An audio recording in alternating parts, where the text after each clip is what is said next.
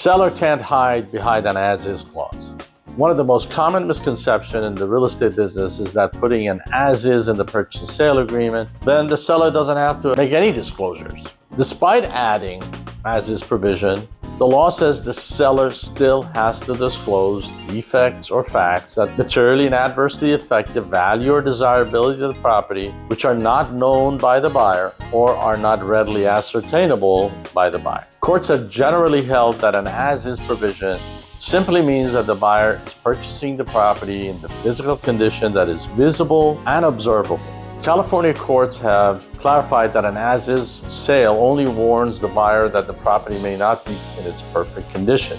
It serves as a signal to the buyer to thoroughly investigate the property before buying the property. Even with an as-is provision, there's no bright line test in the law for determining whether the seller must disclose a known defect. Courts consider various factors such as the nature of the defect, the type of property that's involved in the sale, and the party's experience, and they employ a case-by-case analysis to determine whether the defect should have been disclosed. If the seller is on the fence about disclosing something, the best rule of thumb is to err on the side of disclosure. And a good way to determine whether you should disclose it or not, as the seller, ask yourself, would you want to know this if you were the buyer? By reversing roles and asking these questions, it will help to decide what needs to be disclosed. Couple of tips for making disclosures. Number one, of course, disclosures have to be in writing. Number two, do the disclosure as early as possible. This avoids wasting time with a buyer who's not serious, and it avoids you going into escrow